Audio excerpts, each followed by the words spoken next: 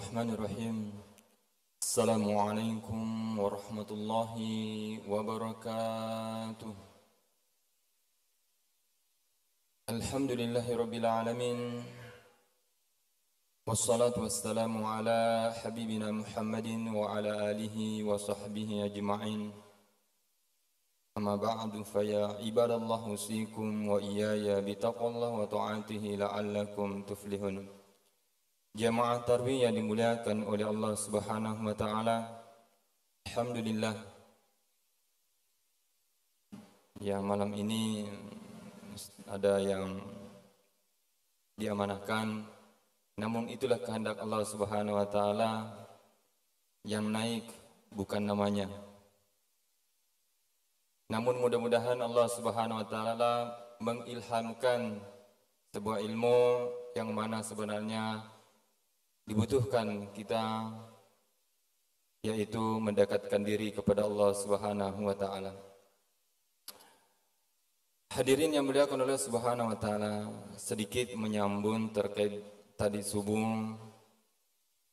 Sebelum menyambung, dari pribadi meminta agar menafsirkan atau memahami setiap yang menyampaikan nasihat itu betul-betul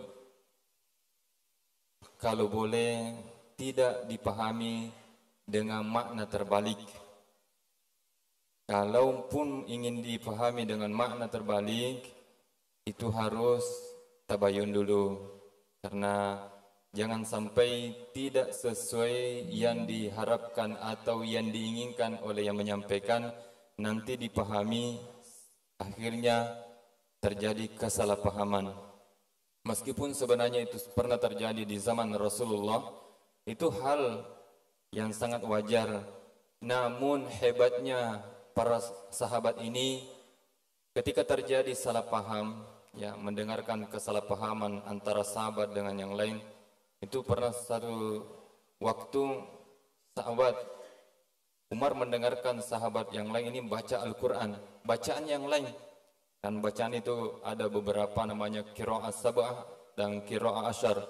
Ada yang baca yang lain. Akhirnya perkara ini menjadikannya Umar langsung marah. Setelah sholat, ditariklah lehernya ini sang imam. Kamu ini baca ini, bacaan kamu ini salah. Tunggu dulu. Kita hadapkan kepada Rasulullah SAW, karena saya juga diajar oleh Rasulullah. Ternyata memang permasalahannya perbedaan cara penerimaan bacaan.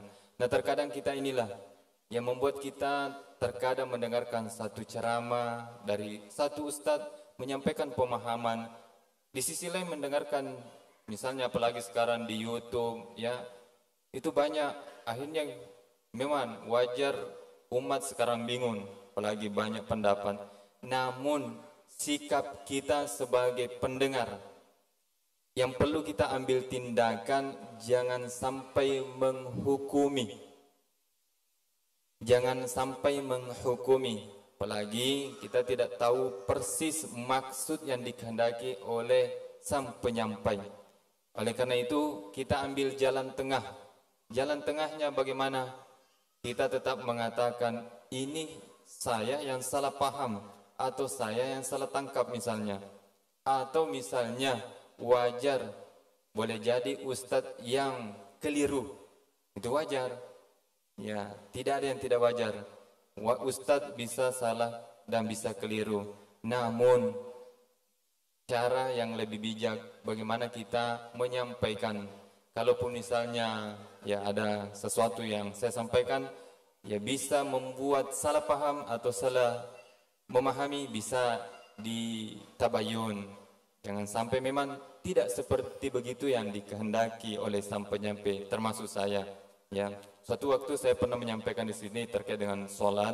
Ada orang sholat, itu tidak terlalu bagus sholatnya, tapi ada kebaikannya. Dan itu akhir hidupnya mampu mengucapkan kalimat la ilaha illallah. Maksud saya yang saya sampaikan ini adalah keinginan bagaimana kita tidak merendahkan orang lain. Bukan berarti kalau begitu biarkanlah kita tidak sholat, yang penting ada kebaikan. Bukan, bukan ya. Yang kita kehendaki, kita tidak memponis orang yang mungkin lalai dalam sholatnya. Meskipun sebenarnya dianjurkan untuk sholat, kita anjurkan untuk sholat. Karena ulama kita, Al-Quran kita lihat, وَقَدِمْنَا إِلَىٰ عَمِلِ مِنْ عَمِلِ فَجَعَلْنَاهُ هَبَاءً مَنْثُورًا. Nanti ada orang yang banyak amalnya, tapi ternyata banyak posanya, banyak sedekahnya, banyak sholatnya, bagus sholatnya, bagus puasanya, namun tidak bagus sholatnya. Maka dijadikannya haba'an mansura, amal-amalnya berterbangan seperti ya debu. Oleh karena itu, selayaknya kita sebagai pendengar, satu, apa yang terjadi yang kita dengar ini ada perbedaan, kita satu ambil illa marrahima rabbuk, kita jadikan sebagai dalam hati menanamkan bahwa saya lebih mengutamakan berkasih sayang. Sudah selesai. Hadirin yang dimuliakan oleh Subhanahu wa taala. Selanjutnya terkait dengan tadi sebut terkait dengan perempuan. Kalau kita melihat ayat Al-Quran, bahkan istri Rasulullah sallallahu alaihi wasallam diingatkan, ya nisa'an nabi mayyati minkun nabi fahishati mubayyinati yudha'af lahul adab.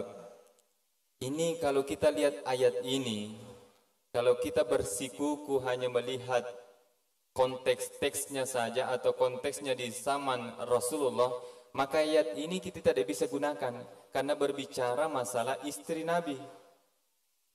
Bagaimana istri Nabi? Sekarang tidak ada istri Nabi. Berarti kalau begitu ayat ini tidak bisa dipakai.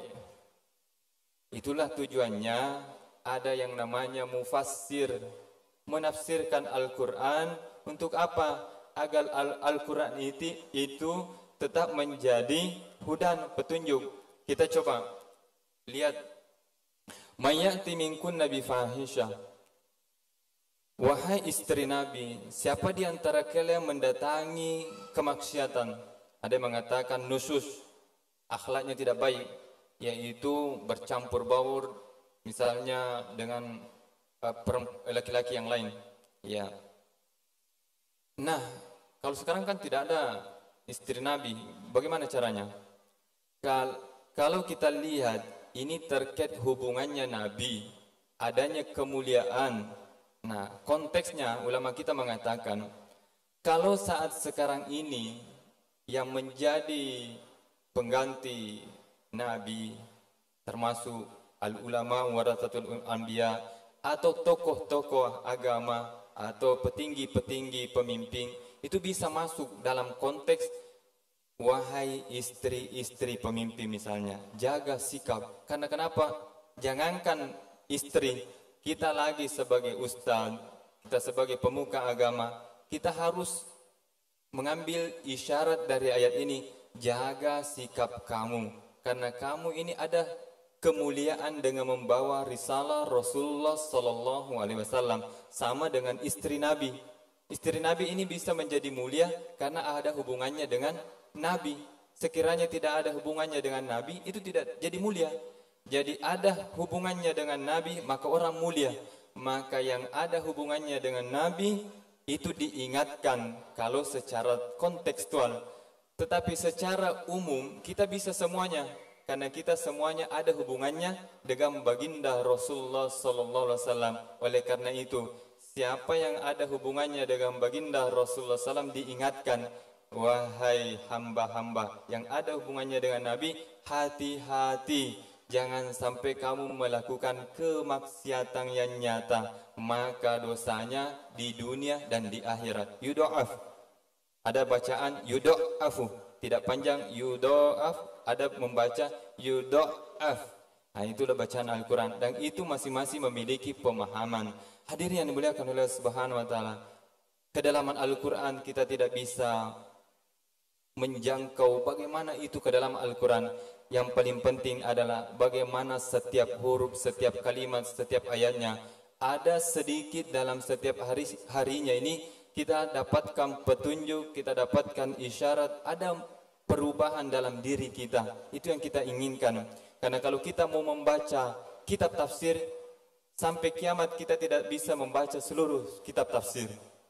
Ya, seluruh kitab tafsir itu tidak bisa kita baca semua. Kenapa? Karena setiap tafsir itu muncul untuk kebutuhan zaman atau dalam bahasa kaidahnya Al-Quran salih li kulli zamanin wa makan. Al-Quran itu pasti sejalan waktu dan tempat. Oleh karena itu setiap yang ingin menyampaikan ayat sebenarnya itu dituntut bagaimana menyampaikan sesuai kondisi dan situasinya pada saat itu. Nah, jadi tidak mengambil saja ayat tetapi tidak ada hubungannya dengan kondisi. Oke, sedikit. Maka pentingnya seorang perempuan, kalau kita larikan secara khusus seorang perempuan, dihubungkan tadi ayat yang terkait saya bacakan tadi subuh intatuba ilallahi faqad sagat qulubukuma, perempuan yang senantiasa bertobat. Ini sebenarnya yang diberikan teguran di sini ada istri Nabi, ada dua istri Nabi. Kalau keduanya ini bertobat maka akan mendapatkan hatinya akan mendapatkan banyak kebaikan. Seakan-akan begini, kalau kita dalam konteks sekarang ini kita jadikan perempuan-perempuan kita ini itu soleh soleha, ya, dijadikan soleha. Artinya dengan cara apa? Kalau bahasanya guru kami, kalau seseorang ingin menjadi baik, menjadi sukses, mau berkah hidupnya, satu, kita lihat ibunya. Kita lihat ibunya. Makanya guru kita memberikan nasihat, sampaikan kepada ibu kamu, saya ini bisa berdiri di sini dan bisa datang di sini itu karena ada ridho dari orang tua, dari ibu utamanya. Dan apa yang dibaca, apa yang dianjurkan setiap selesai sholat, ya utamanya ini ibu-ibu, baca istighfar minimal 100 kali. 100 kali. Kalau tidak bisa sehari semalam 100 kali ini ibu-ibu. Terus yang kedua, baca Al-Fatihah dikirimkan untuk keberkahan anaknya. Disebut namanya. Siapa nama anak kita, kita sebut dan niatkan untuk keberkahan, ketaatan kepada anak kita. Jangan yang banyak. Karena kalau kita ingin hanya tampil dalam hal ya sukses di dunia, nanti Allah kasih dunia saja. Yang tidak ada itu ketaatan kepada Allah Subhanahu wa taala. Tapi kalau kita niatkan, ya mudah-mudahan anak saya mendapatkan kesuksesan dunia akhirat, ketaatan, maka Allah Subhanahu wa taala berikan dunia dan akhirat. Nah, sebagaimana juga pernah saya sampaikan di sini terkait dengan Rabbana atina fid dunya hasanah, seorang ulama besar yaitu Al-Qasim Ibnu Abdurrahman pernah berkata, man u'tiya qalban syakira wa lisanan dzakira wa jasadan sabira faqad utiya ad-dunya wal akhirah. Siapa katanya diberikan hati yang senantiasa bersyukur dan lisan senantiasa berzikir, wajah dan sabira, dan tubuh ini senantiasa bersabar, maka pada saat itu sebenarnya sudah diberikan khazanah dunia dan akhirat, kebaikan dunia dan akhirat. Jadi hubungannya tadi pentingnya seorang perempuan bagaimana betul-betul dididik kalau sebelum menjadi ibu rumah tangga, karena dia akan melahirkan generasi dan generasi ini akan dinilai, akan dilihat bagaimana seorang ibu mendidik. Oleh karena itu menjadi pesan juga semoga Allah Subhanahu wa taala senantiasa menjaga ya yang suami-suami memiliki istri dijadikan istrinya sebagai soleha, dan kalaupun tidak tetap diusahakan. Kalau kita melihat istri Nuh, istri Lut itu tetap bersama. Dengan apa? Dia menganggap bahwa dengan cara ini saya mendapatkan banyak pahala. Rasulullah sallallahu alaihi wasallam bersabda, ya, "Idza ahabba qauman Ketika Allah Subhanahu wa taala mencintai suatu kaum, mencintai seseorang itu, ibatalahum, maka apa yang terjadi? Allah Subhanahu wa taala mengujinya. Jadi kalau kita diuji oleh istri, diuji oleh anak, diuji oleh tetangga, diuji oleh teman, itu tandanya Allah mencintai kita. Ya, faman ridha, siapa yang ridha, falahu ar-ridha, maka Allah akan ridho kepadanya. Siapa yang ridho, maka Allah akan ridho kepadanya. Faman sakhita, namun siapa yang murka, tidak ridho, maka falahu as-sukhtu, maka dia akan mendapatkan kemurkaan dari Allah Subhanahu wa taala.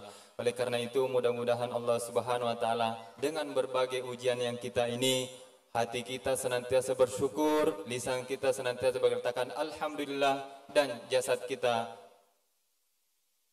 diam tanpa melakukan sesuatu yang bisa merusak diri kita, merusak orang lain. Hadirin yang dimuliakan oleh Allah Subhanahu wa taala, demikian lebih dan kurangnya mohon dimaafkan. Wabillahi taufik wassa'adah. Assalamualaikum warahmatullahi wabarakatuh.